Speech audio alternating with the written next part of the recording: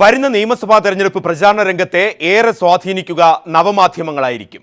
ആ നവമാധ്യമങ്ങളിലൂടെ ആശയങ്ങൾ ജനങ്ങളിലേക്ക് എത്തിക്കാൻ എല്ലാ പാർട്ടികളും നേതാക്കളും തയ്യാറെടുക്കുമ്പോൾ ആദ്യമായി ലക്ഷക്കണക്കിന് പ്രേക്ഷകരെ തത്സമയം അഭിസംബോധന ചെയ്ത് CPIM പോളിറ്റ് ബ്യൂറോ അംഗം പിണറായി വിജയൻ. ഫേസ്ബുക്കിലൂടെ നടന്ന തത്സമയ സംവാദത്തിൽ പിണറായിയുടെ രാഷ്ട്രീയവും വികസനവുമായ നിലപാടുകൾ ശ്രവിച്ചത് ലക്ഷക്കണക്കിന് പ്രേക്ഷകർ. നെറികെട്ട വർത്തമാനകാലത്ത് നിന്നും കേരളത്തെ വിമോചിപ്പിക്കും എന്ന് നിശ്ചയദാർഢ്യമാണ് സോഷ്യൽ മീഡിയയുടെ ചോദ്യങ്ങളെ അഭിമുഖീകരിക്കുമ്പോൾ പിണറായി വിജയനിൽ കണ്ടത്. കേരളത്തിന് തീരാക്കളങ്കം സൃഷ്ടിച്ച അഴിമതി വീരന്മാരെ തുറുങ്കിലടയ്ക്കുമോ എന്നതായിരുന്നു ആദ്യ ചോദ്യം. ചെറുതെങ്കിലും സ്പഷ്ടമായ ആ മറുപടിയിൽ എല്ലാം അടങ്ങിയിരുന്നു. നിയമവിരുദ്ധമായി പ്രവർത്തിച്ചവർക്ക് LDF ഗവൺമെൻറ് ഒരു പേടി സ്വപ്നമായിരിക്കും. ഒരു കാര്യം വ്യക്തമാണ്, ഏതെങ്കിലും തരത്തിലുള്ള രാഷ്ട്രീയ പകപോക്കൽ രാഷ്ട്രീയ എതിരാളികളോട് കാണിക്കുന്നതിനായിരിക്കില്ല LDF ഗവൺമെൻറ് നിലകൊള്ളുന്നത്. വിലത്തകർച്ച മൂലം ദുരിതം നേരിടുന്ന കർഷകരെ സംരക്ഷിക്കാൻ LDF പ്രതിജ്ഞാബദ്ധമാണെന്ന് പിണറായി മറുപടി നൽകി. ചെറുകിട വ്യവസായത്തെ പ്രോത്സാഹിപ്പിക്കുമെന്നും അദ്ദേഹം ഉറപ്പു നൽകി.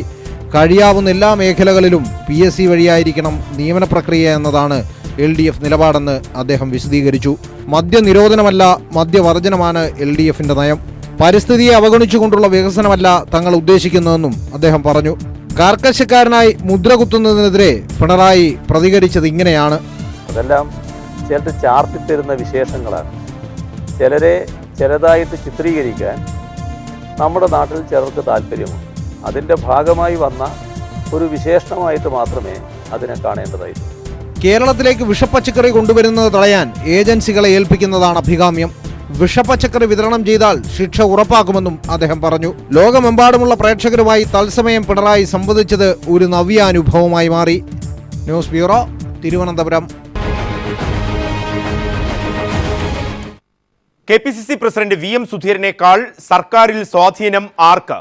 വിവാദസ്വാമി സന്തോഷ് മാധവനെന്ന് CPIM സംസ്ഥാന സെക്രട്ടറി കോടിയേരി ബാലകൃഷ്ണൻ പറഞ്ഞു.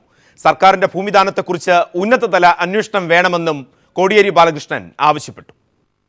UDF സർക്കാരിൻ്റെ അവസാനത്തെ മാസത്തെ മന്ത്രിസഭയെടുത്ത തീരുമാനങ്ങളെല്ലാം അതിൻ്റെ എല്ലാം പിന്നിൽ നടന്ന കാര്യങ്ങൾ എന്താണ്? അതുകൊണ്ട് ഈ തീരുമാനങ്ങളെക്കുറിച്ചെല്ലാം ഒരു ഉന്നതതല അന്വേഷണം നടത്തണം. LDF ഗവൺമെൻറ് അധികാരത്തിൽ വന്നാൽ ഈ തീരുമാനങ്ങളെല്ലാം തന്നെ റദ്ദാക്കും. VM സുധീരനുള്ളതിനേക്കാൾ സ്വാധീനം ഈ ഗവൺമെൻറ്റിൽ സന്തോഷ് മാധവനാണ്.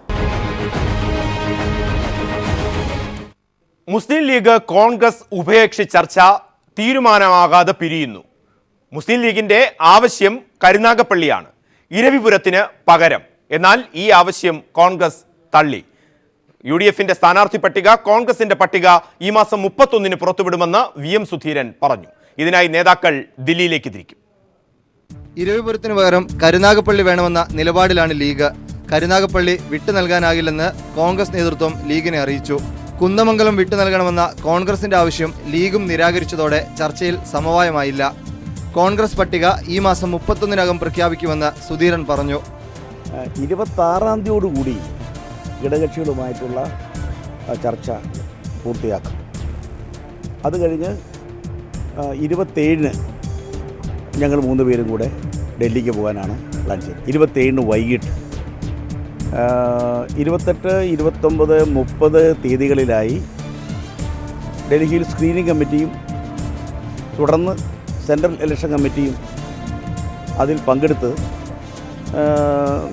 31-ഓടുകൂടി കോൺഗ്രസിൻ്റെ സ്ഥാനാർത്ഥി പട്ടികയ്ക്ക് രൂപം നൽകാൻ സാധിക്കുമെന്നാണ് ഇപ്പോഴത്തെ ഒരു ധാരണ. അതേസമയം ഇടുക്കി പീരുമേടിൽ ഹോപ്സ് പ്ലാന്റേഷന് ഭൂമി പതിച്ചു നൽകിയത് പിൻവലിക്കണമെന്ന് VM സുധീരൻ വീണ്ടും ആവശ്യപ്പെട്ടു. ഇടുക്കി DCCയും ഇക്കാര്യം സർക്കാരിനോട് ആവശ്യപ്പെട്ടിട്ടുണ്ട്. എന്നാൽ സുധീരൻ സമ്മർദ്ദം ചെലുത്തുന്നത് സ്ഥാനാർത്ഥി നിർണയത്തിൽ സ്വന്തം താൽപര്യം പ്രതിഫലിപ്പിക്കാനാണെന്ന നിലപാടിലാണ് ഗ്രൂപ്പ് നേതൃത്വം. ഈ അഭിപ്രായ വ്യത്യാസം സ്ഥാനാർത്ഥി നിർണയത്തെയും ബാധിച്ചേക്കും. News bureau, Thiruvananthapuram.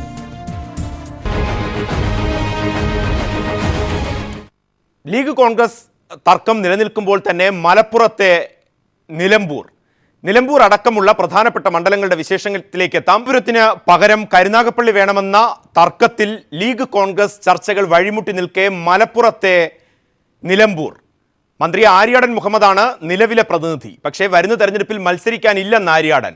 പകരം തൻ്റെ മകൻ ആര്യാടൻ ഷൗക്കത്തിനെ മത്സരിപ്പിക്കണം. എന്നാൽ KPCC general secretary VV Prakash ഇത് സമ്മതിക്കുന്നുമില്ല. ആ നിലമ്പൂർ രാഷ്ട്രീയം നിലമ്പൂരിന് മാത്രം ഒതുങ്ങുന്നതാകുമോ? KT സ്വാലിഹിലേക്ക്. 450 കോടി രൂപയുടെ വികസനം നിലമ്പൂരിലെത്തിയെന്നാണ് MLAയും മന്ത്രിയുമായ ആര്യാടൻ മുഹമ്മദ് അവകാശപ്പെടുന്നത്. നിലമ്പൂർ താലൂക്ക് ആശുപത്രി ജില്ലാ ആശുപത്രിയായി ഉയർത്തി. ഊർജ്ജ മേഖലയിൽ നല്ല പദ്ധതികളെത്തി. റോഡ് വികസനത്തിന് മാത്രം 35 കോടി രൂപ ചെലവഴിച്ചു. ഉമ്മൻചാണ്ടി സർക്കാരിന്റെ നേട്ടങ്ങളെല്ലാം നിലമ്പൂരിന് കിട്ടിയെന്ന് ആര്യാടൻ പറയും. 3 കടവള്ള പദ്ധതി, ഒന്ന് നിലമ്പൂർ മുനിസിപ്പാലിറ്റി, മറ്റൊന്ന് ചുങ്കത്തറ, എടക്കര, പോത്തുകല്ല്, അതുപോലെ വഴിക്കടവ്. 4 പഞ്ചായത്തിന് വേറൊരു പദ്ധതി. അതിൻ്റെ പുറമെ കരുളായി, അമരമ്പലം, മൂത്തേടം. ഈ 3 പദ്ധതിക്ക് വേണ്ടി 112 കോടി രൂപ അനുവദിച്ച് അതിൻ്റെ പ്രവർത്തനങ്ങൾ ഇപ്പോൾ ചുങ്കത്തറ നടന്നു വരികയാണ്. പക്ഷേ തെരഞ്ഞെടുപ്പ് വാഗ്ദാനങ്ങളെല്ലാം അതുപോലെ അനാഥമായി കിടക്കുന്നുവെന്ന് പ്രതിപക്ഷം പറയുന്നു. പ്രധാന ഗതാഗതക്കുരുക്കായ വടപുറം പാലം പോലും പൂർത്തിയാക്കിയില്ല. നിലമ്പൂരിൻ്റെ ബോട്ടിൽ നെക്കായിരുന്നു വടപുറം പാലം. ആ വടപുറം പാലം ഇപ്പോൾ പോലും പൂർത്തീകരിച്ചിട്ടില്ല. നിലമ്പൂരേക്ക് വരുമ്പോൾ നിലമ്പൂർ ട്രാഫിക് കുരുക്കിൽ പെടുന്ന വടപുറം മുതൽ നിലമ്പൂരിൻ്റെ അതിർത്തിയിൽ പ്രവേശിച്ചാൽ അവിടെ മുതൽ ട്രാഫിക് കുരുക്കാണ്. ആകെ സായിപ്പ് ഉണ്ടാക്കിയ ഊട്ടി കാലിക്കറ്റ് റോഡ് ഒഴിച്ചാൽ വേറെ രണ്ടാമത് പ്രധാനപ്പെട്ട ഒരു റോഡുകളും ഇല്ലാത്ത ഏക നിയോജകമണ്ഡലം നിലമ്പൂരാണ്. മണ്ഡലത്തിലെ 65% വരുന്ന വനമേഖലയെ പൂർണ്ണമായി അവഗണിച്ചു. മലയോര മേഖലയിലെ കർഷകരെയും കൃഷിക്കാരെയും ആര്യാടൻ നിരാശപ്പെടുത്തി. പിന്നൊപ്പം ഈ അതിരുകൾ 85% ഫോറസ്റ്റ് അടങ്ങിയ ഈ പ്രദേശം, അതിരുകൾ അടങ്ങിയ പ്രദേശത്ത് ജനങ്ങൾ കർഷകരാണ് മഹാഭൂരിപക്ഷം. അവർ ഈ വന്യമൃഗങ്ങളുടെ ശല്യത്തിൽ നിന്ന് ഒരു സംരക്ഷണവുമില്ലാതെ കൃഷി വിട്ട് ഓടുകയാണ്. ജീവിക്കാൻ മാർഗമില്ലാതെ ആത്മഹത്യയുടെ കൂടെ കടന്നു പോകുക. വന്യമൃഗങ്ങൾ 36 ആന കൊന്നത് 36 പേരെയാണ് കഴിഞ്ഞ ഈ 5 വർഷത്തിനുള്ളിൽ 36 പേരെ കൊന്നിട്ടുണ്ട്. ആര്യാടൻ മുഹമ്മദിനെ തുടർച്ചയായി നിയമസഭയിലേക്ക് തെരഞ്ഞെടുത്തയക്കുന്ന മണ്ഡലമെന്ന ഖ്യാതിയുള്ള നിലമ്പൂരിൽ ഇത്തവണ UDF സ്ഥാനാർത്ഥി ആരാവുമെന്നതിൽ അനിശ്ചിതത്വം തുടരുകയാണ്. മുൻ നഗരസഭാ ചെയർമാനും മകനുമായ ഷൗക്കത്തിന് സീറ്റ് നൽകണമെന്നാണ് ആര്യാടന്റെ മോഹം. എന്നാൽ KPCC ജനറൽ സെക്രട്ടറി VV പ്രകാശും മണ്ഡലത്തിന് അവകാശവാദം പറഞ്ഞതോടെ സ്ഥാനാർത്ഥി നിശ്ചയം അനിശ്ചിതത്വത്തിലായി. നിലമ്പൂർ നഗരസഭയും 7 പഞ്ചായത്തുകളുമാണ് മണ്ഡലത്തിലുള്ളത്. തദ്ദേശ തെരഞ്ഞെടുപ്പിൽ ജില്ലാ പഞ്ചായത്ത് മുനിസിപ്പാലിറ്റി വോട്ടിൽ 17,041 വോട്ടിന്റെ മേൽക്കൈ UDFനുണ്ട്.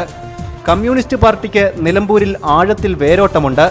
സഖാവ് കുഞ്ഞാലിയുടെ തട്ടകത്തിന് കൂത്തുപറമ്പ് കഴിഞ്ഞാൽ CPIMന് കൂടുതൽ അംഗങ്ങളുള്ള മണ്ഡലമെന്ന ഖ്യാതി അടുത്ത കാലം വരെ നിലനിന്നിരുന്നു. പക്ഷേ ഇതൊന്നും കഴിഞ്ഞ 3.5 പതിറ്റാണ്ടായി ആര്യാടന്റെ വിജയത്തെ ചെറുക്കാനായില്ല. അഴിമതിയും ഗുണ്ടായിസവുമെല്ലാം കുഞ്ഞാലിയുടെ ഘാതകനെന്ന കുപ്രസിദ്ധിയുള്ള ആര്യാടന്റെ രാഷ്ട്രീയ ശൈലിയായിരുന്നു. സോളാർ കേസിലും രാധാവധക്കേസിലും സംശയത്തിന്റെ നിഴലിലായ ആര്യാടൻ മുസ്ലിം ലീഗിനെ വെല്ലുവിളിച്ചാണ് മലപ്പുറത്ത് കോൺഗ്രസിന് മേൽവിലാസമുണ്ടാക്കിയത്. കണക്കുകളിൽ മുൻതൂക്കം UDFനാണെങ്കിലും മണ്ഡലം തിരിച്ചു പിടിക്കാമെന്ന ആത്മവിശ്വാസം ഇടതുപക്ഷത്തിനുണ്ട്. നിലമ്പൂരിൽ അതിനുള്ള കരുത്തും CPIMനുണ്ട്.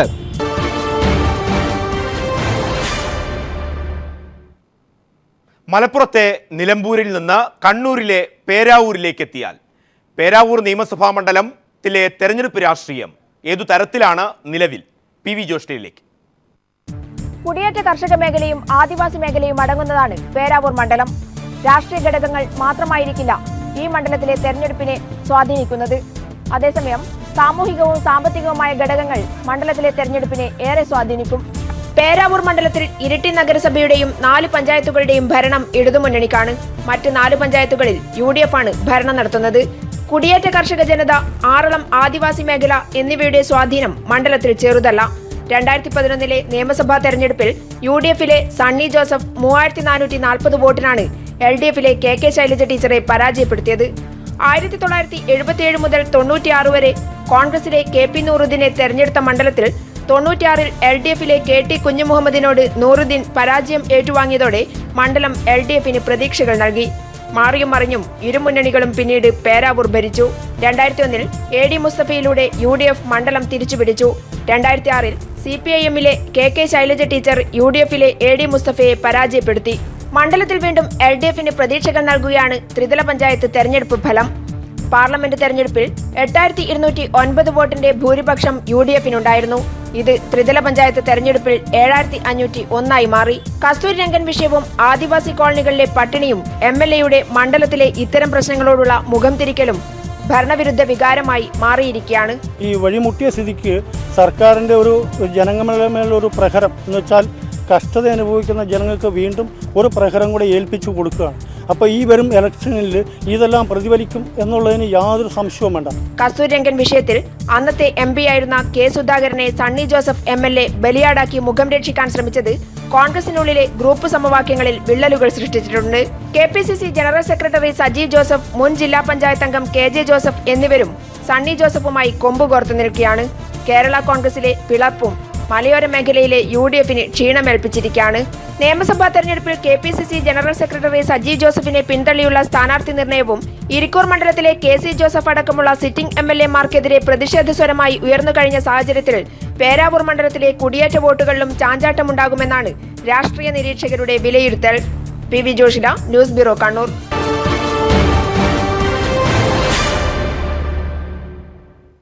കണ്ണൂരിലെ പേരാവൂരിൽ നിന്ന് പാലക്കാട്ടെ മണ്ണാർക്കാട് നിയമസഭാ മണ്ഡലത്തിലേക്ക് എത്തിയാൽ മണ്ണാർക്കാടിനെ കുറിച്ച് പാലക്കാട്ടെ മണ്ണാർക്കാട് നിയമസഭാ മണ്ഡലം വികസനവും രാഷ്ട്രീയവും മാത്രമാണോ മണ്ണാർക്കാടിന്റെ തെരഞ്ഞെടുപ്പ് വിശേഷങ്ങൾ? AK ലതീഷിലേക്ക്. സംസ്ഥാനത്തെ ഏറ്റവും വലിയ നിയോജക മണ്ഡലങ്ങളിലൊന്നായ പാലക്കാട് ജില്ലയിലെ മണ്ണാർക്കാട് അട്ടപ്പാടി ആദിവാസി മേഖലയിലെ പ്രശ്നങ്ങൾ കൊണ്ടുതന്നെയാണ് കഴിഞ്ഞ 5 വർഷം വാർത്തകളിൽ ഇടം പിടിച്ചത്. അതിൽ പ്രധാനം ശിശുമരണങ്ങളായിരുന്നു. 2012 മുതൽ 15 വരെയുള്ള കാലയളവിൽ 100-ലധികം കുഞ്ഞുങ്ങൾ പോഷകാഹാരം ലഭിക്കാതെ മരിച്ചതായാണ് കണക്ക്. അനിയന്ത്രിതമായ ശിശുമരണങ്ങൾ UDF സർക്കാരിനെ പ്രതിക്കൂട്ടിലാക്കി. അടിയന്തര ഇടപെടൽ ആവശ്യപ്പെട്ട് MP രാജേഷ് MPയുടെ നിരാഹാര സമരമടക്കം വൻ ജനകീയ പ്രക്ഷോഭങ്ങൾക്ക് അട്ടപ്പാടി വേദിയായി. കേന്ദ്ര സംസ്ഥാന സർക്കാരുകൾ അട്ടപ്പാടിക്കായി പാക്കേജുകൾ പ്രഖ്യാപിച്ചു. സാമൂഹ്യ അടുക്കളയും ആരോഗ്യ, വിദ്യാഭ്യാസ, കാർഷിക മേഖലയിലെ ഇടപെടലും അട്ടപ്പാടിയിൽ മാറ്റമുണ്ടാക്കിയെന്ന് MLA പറയുന്നു. ഇന്ന് ശിശുമരണ നിരക്ക് കേരളത്തിലെ മറ്റു പ്രദേശങ്ങളിലേതിന് തുല്യമാക്കി കൊണ്ടുവരാൻ അട്ടപ്പാടി സാധിച്ചു. ഇപ്പോൾ അത്തരം ദുരന്ത വാർത്തകൾ അട്ടപ്പാടിയിൽ നിന്ന് വരുന്നില്ല. വളരെ ആശ്വാസകരമാണ്. അത് വെറുതെ ഉണ്ടായതല്ല. 300-ൽ പരം പുതിയ ജീവനക്കാരെ വെച്ചു. ഇതുപോലുള്ള ഒരുപാട് ഹ്രസ്വകാല ദീർഘകാല നടപടികൾ സ്വീകരിച്ചു. അതിൻ്റെ ഫലമാണത്. അതിന് 0 ലെവലിലേക്ക് കൊണ്ടുവരാനാണ് നമ്മൾ നോക്കുന്നത്. അപ്പോൾ പ്രശ്നങ്ങൾ ഉണ്ടായിരുന്നു. അതൊരു വെല്ലുവിളിയായി ഏറ്റെടുക്കുകയാണ് ജനപ്രതിനിധി എന്ന നിലയിൽ ഞാനും ഈ സർക്കാരും ചെയ്തിട്ടുള്ളത്. അത് അട്ടപ്പാടിക്കാർക്ക് ബോധ്യമാണ്. റോഡുകൾ, പാലങ്ങൾ, കുടിവെള്ള പദ്ധതികൾ, ആദിവാസികൾക്ക് ഭൂമി വിതരണം ചെയ്ത് തുടങ്ങിയ നേട്ടങ്ങൾ എടുത്തു പറഞ്ഞാണ് ഷംസുദ്ദീൻ വീണ്ടും മത്സരത്തിനിറങ്ങിയിരിക്കുന്നത്. എന്നാൽ ജനകീയ സമരങ്ങളാണ് അട്ടപ്പാടിയിൽ സർക്കാർ ഇടപെടൽ സാധ്യമാക്കിയതെന്ന് LDF പറയുന്നു. ശിശുമരണങ്ങളിൽ കുറവ് വന്നിട്ടുണ്ടെങ്കിലും ആദിവാസി മേഖലയിലെ പ്രശ്നങ്ങൾ തുടരുകയാണ്. MLA-യുടെ വികസന നേട്ടങ്ങൾ റോഡിൽ തുടങ്ങി റോഡിൽ അവസാനിക്കുന്നു എന്ന വിമർശനവും LDF മുന്നോട്ട് വെക്കുന്നു. ആരോഗ്യ സംരക്ഷണത്തിൻ്റെ കാര്യത്തിൽ, പോഷകാഹാരക്കുറവിൻ്റെ കാര്യത്തിൽ അവർക്ക് തൊഴിലില്ല. അപ്പോൾ അഹാഡ്സിൻ്റെ പണി നിർത്തിയോടുകൂടി തൊഴിലുറപ്പിൻ്റെ പ്രശ്നമായിരുന്നു. തൊഴിലുറപ്പിന് ₹1,200 പിന്നെ കുടിശ്ശികയാണ്, കൂലി കുടിശ്ശികയാണ്. അപ്പോൾ തൊഴിലില്ല. വലിയ പട്ടിണിയാണ് അവിടെ നടന്നുകൊണ്ടിരിക്കുന്നത്. കുട്ടികളുടെ മരണം, ഗർഭിണികൾക്ക് പ്രസവിച്ച് കഴിഞ്ഞാൽ കുട്ടിക്ക് അംഗവൈകല്യം വരുന്ന മാറാ രോഗങ്ങൾ, അത് ആസ്പത്രിയെ ആശ്രയിക്കാൻ കഴിയാത്തൊരവസ്ഥ, ഇതെല്ലാം അട്ടപ്പാടി അലട്ടിക്കൊണ്ടിരിക്കുക. കുടിയേറ്റക്കാരുടെ നേരെയുള്ള ഭീഷണി ഇതെല്ലാം നടന്നുകൊണ്ടിരിക്കുക. പോസ്റ്റിൻ്റെ ജണ്ടയിടൽ, ഭൂമി കയ്യേറ്റങ്ങൾ, വന്യമൃഗങ്ങളുടെ പിന്നെ കൃഷിഭൂമിയിലെ തകർക്കൽ, ഇതെല്ലാം നാട്ടിലേക്കും അത് വ്യാപിച്ചുകൊണ്ടിരിക്കുകയാണ്. കസ്തൂരി രംഗൻ റിപ്പോർട്ടും കാർഷിക മേഖലയിലെ പ്രശ്നങ്ങളും ആദിവാസി വിഭാഗങ്ങളുടെ ജീവിത പ്രയാസങ്ങളും സജീവ ചർച്ചയായ തദ്ദേശ തെരഞ്ഞെടുപ്പിൽ വലിയ മുന്നേറ്റമാണ് മണ്ഡലത്തിൽ LDF-നുണ്ടായത്. അട്ടപ്പാടിയിലെ അഗളി, ഷോളയൂർ, പുതൂർ പഞ്ചായത്തുകൾ UDF-നെ കൈവിട്ടു. ലീഗ് ശക്തി കേന്ദ്രമായ കോട്ടോപ്പാടം പഞ്ചായത്ത് LDF പിടിച്ചെടുത്തു. പുതുതായി രൂപീകരിച്ച മണ്ണാർക്കാട് നഗരസഭയിൽ ഇരുമുന്നണികളും ഒപ്പത്തിനൊപ്പമായി. അലനല്ലൂർ, കുമരംപുത്തൂർ പഞ്ചായത്തുകൾ മാത്രമാണ് UDF-നൊപ്പമുള്ളത്. തദ്ദേശ തെരഞ്ഞെടുപ്പിൽ ലീഗിനകത്തുണ്ടായ പൊട്ടിത്തെറിയും കോൺഗ്രസ് ഗ്രൂപ്പ് തർക്കങ്ങളും UDF ഘടകകക്ഷികൾക്കിടയിലെ അസ്വാരസ്യങ്ങളും ഇനിയും പരിഹരിക്കാനായിട്ടില്ല. ഈ രാഷ്ട്രീയ സാഹചര്യം കൂടിയാകുമ്പോൾ മണ്ണാർക്കാട് തിരിച്ചുപിടിക്കാമെന്നാണ് LDF പ്രതീക്ഷ. മണ്ണാർക്കാട് പിടിക്കാൻ അട്ടപ്പാടി ചുരം കാരണമെന്നിരിക്കെ ആദിവാസി മേഖല നേരിടുന്ന പ്രശ്നങ്ങൾ സജീവ ചർച്ചയാകുമെന്നുറപ്പ്. 2ാം അംഗത്തിനിറങ്ങിയ ഷംസുദ്ദീന് മുന്നിൽ വെല്ലുവിളിയായി UDF-ലെയും പാർട്ടിയിലെയും പ്രശ്നങ്ങൾ നിലനിൽക്കുന്നു. വിഷയങ്ങൾ ധാരാളമുള്ള മണ്ണാർക്കാട് മണ്ഡലത്തിൽ തദ്ദേശ തെരഞ്ഞെടുപ്പിൽ നേടിയ മുന്നേറ്റം ആവർത്തിക്കാനാകുമെന്ന കണക്കുകൂട്ടലാണ് LDF.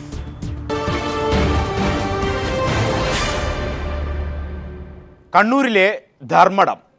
പിണറായിയും പാറപ്രവും AKGയുടെ ജന്മനാടായ പെരളശ്ശേരിയെയും രാഷ്ട്രീയ കേരളത്തിന് പരിചയപ്പെടുത്തേണ്ട കാര്യമില്ല. ഈ പ്രദേശങ്ങൾ ഉൾപ്പെട്ട മണ്ഡലമാണ് ധർമ്മടം. ഒരുപക്ഷെ വരുന്ന നിയമസഭാ തെരഞ്ഞെടുപ്പിൽ ഏറ്റവും ശ്രദ്ധേയമായ മണ്ഡലങ്ങളിൽ ഒന്നുമാകാം ധർമ്മടം. എന്തുകൊണ്ട്? PV ജോഷ്ലയിലേക്ക്. കർഷക തൊഴിലാളികളുടെയും കള്ളുചെത്ത് തൊഴിലാളികളുടെയും കൈത്തറി തൊഴിലാളികളുടെയും വീട് തൊഴിലാളികളുടെയും നാട്, മൂന്ന് ഭാഗവും വെള്ളത്താൽ ചുറ്റപ്പെട്ട മണ്ഡലം. ജാതിമത രാഷ്ട്രീയ ഭേദമന്യേ ജനങ്ങൾ അധിവസിക്കുന്ന സമാധാനത്തിന്റെ ഭൂമി എന്ന് വേണം വിശേഷിപ്പിക്കാൻ.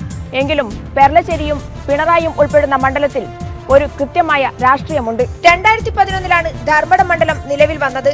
കൂത്തുപറമ്പ്, എടക്കാട്, തലശ്ശേരി മണ്ഡലങ്ങളുടെ ഭാഗങ്ങൾ കൂടിച്ചേർന്നാണ് ധർമ്മടം മണ്ഡലം രൂപീകരിച്ചത്. പിണറായി ധർമ്മടം, അഞ്ചരക്കണ്ടി, ചെമ്പിലോട്, കടമ്പൂർ, മുഴപ്പിലങ്ങാട്, വേങ്ങാട്, പെരളശ്ശേരി പഞ്ചായത്തുകളാണ് മണ്ഡലത്തിൽ ഉൾക്കൊള്ളുന്നത്. ഈ പഞ്ചായത്തുകൾ മുഴുവൻ വ്യക്തമായ ഭൂരിപക്ഷം നേടി ഇടതുപക്ഷ ജനാധിപത്യ മുന്നണിയാണ് പഞ്ചായത്തുകൾ ഭരിക്കുന്നത്. 15,000-ൽ പരം വോട്ടിന്റെ ഭൂരിപക്ഷത്തിന് LDFിലെ KK നാരായണൻ UDF സ്വതന്ത്രനായി മത്സരിച്ച മമ്പറം ദിവാകരനെ പരാജയപ്പെടുത്തി മണ്ഡലത്തിലെ ആദ്യ MLA ആയി. മണ്ഡലത്തിൽ പ്രതിപക്ഷ MLA ആയിട്ട് പോലും ഒട്ടനവധി വികസന പരിപാടികൾ നടപ്പിലാക്കിയതായി KK നാരായണൻ MLA പറയുന്നു. UDF ഗവൺമെന്റിന്റെ ഭരണമായി എന്ന് പറഞ്ഞാൽ പ്രതിപക്ഷ MLAമാരോട് ഒരു രാഷ്ട്രീയ വൈരാഗ്യം തന്നെ കാണിച്ച ഒരു കാലഘട്ടമാണ്. ആ പരിമിതിക്കകത്തു നിന്നുകൊണ്ടാണ് ഈ മണ്ഡലത്തിലെ വികസന പ്രവർത്തനങ്ങളെ നോക്കിക്കാണേണ്ടതെന്നാണ് എൻ്റെ പക്ഷം. എങ്കിലും ഈ അടുത്ത കാലത്തൊന്നും മണ്ഡലം കണ്ടിട്ടില്ലാത്ത വികസന പ്രവർത്തനങ്ങൾക്ക് ഈ 5 വർഷം ഈ മണ്ഡലത്തിന് സാക്ഷ്യം വഹിക്കാൻ കഴിയുമെന്നാണ് എൻ്റെ വിശ്വാസം. കമ്മ്യൂണിസ്റ്റ് പാർട്ടി രൂപീകരണ യോഗം നടന്ന പാറപ്രം ഉൾക്കൊള്ളുന്ന പിണറായി പഞ്ചായത്തും പാവങ്ങളുടെ പടത്തലവൻ AKGയുടെ ജന്മനാട് പെരളശ്ശേരി പഞ്ചായത്തും NE ബാലറാമിന്റെ ജന്മനാടും ഉൾക്കൊള്ളുന്ന മണ്ഡലം എന്ന സവിശേഷത കൂടിയുണ്ട് ധർമ്മടം മണ്ഡലത്തിന്. CPIM പോളിറ്റ് ബ്യൂറോ അംഗം പിണറായി വിജയന്റെയും CPI നേതാവ് CN ചന്ദ്രന്റെയും നാട് കൂടിയാണിത്. വിപ്ലവത്തിന്റെ വേരുപാകിയ മണ്ണ്, കർഷകരും കൈത്തറി തൊഴിലാളികളും ബീഡി തൊഴിലാളികളും സൃഷ്ടിച്ച തൊഴിലാളി വർഗബോധം ഇന്നും കാത്തുസൂക്ഷിക്കുന്നു. സഹകരണ പ്രസ്ഥാനങ്ങളുടെ നാട് എന്നുകൂടി വിശേഷിപ്പിക്കാം. കമ്മ്യൂണിസ്റ്റ് ഗ്രാമങ്ങൾ എന്ന് ഓരോ പൗരനും സ്വയം വിശേഷിപ്പിക്കുന്ന നാട്. കഴിഞ്ഞ ത്രിതല പഞ്ചായത്ത് തെരഞ്ഞെടുപ്പിലും ഇത് തെളിയിച്ചു. പിണറായിൽ 15,260 വോട്ട് LDF നേടിയപ്പോൾ UDF നേടിയത് 2,965 വോട്ട്. ധർമ്മടത്ത് 10,070 വോട്ട് LDF നേടിയപ്പോൾ 4,212 വോട്ടാണ് UDFന് ലഭിച്ചത്. 8 പഞ്ചായത്തുകളിൽ 82,525 വോട്ടാണ് LDF നേടിയത്. UDFന് 45,858 വോട്ടും ലഭിച്ചു. പാർലമെന്റ് തെരഞ്ഞെടുപ്പിലും വൻ ഭൂരിപക്ഷമാണ് ഇടതുമുന്നണി ഇവിടെ നേടിയത്. വരും തെരഞ്ഞെടുപ്പിൽ കേരള നിയമസഭയിലേക്ക് ശക്തനായ ഒരു ഇടത് MLAയെ മണ്ഡലം തെരഞ്ഞെടുക്കുമെന്ന പ്രതീക്ഷയിലാണ് ജനങ്ങളും. അതിനുള്ള ഒരുക്കങ്ങളും ഇവിടെ തുടങ്ങിക്കഴിഞ്ഞു. വിപ്ലവം കൊണ്ട് ചുവന്ന മണ്ണ്, മഹാരഥന്മാരായ AKGയുടെയും NE ബാലറാമിന്റെയും പിണറായി വിജയന്റെയും CN ചന്ദ്രന്റെയും നാട്. ഇവിടെ അതിശക്തമായ ഒരു പോരാട്ടമൊന്നും പ്രതീക്ഷിക്കേണ്ടതില്ല. എന്നാൽ റെക്കോർഡ് ഭൂരിപക്ഷം അതായിരിക്കും LDFന്റെ ലക്ഷ്യം. അതേസമയം LDFന്റെ ഭൂരിപക്ഷം കുറക്കാനുള്ള ശ്രമമായിരിക്കും UDFന്റേതും.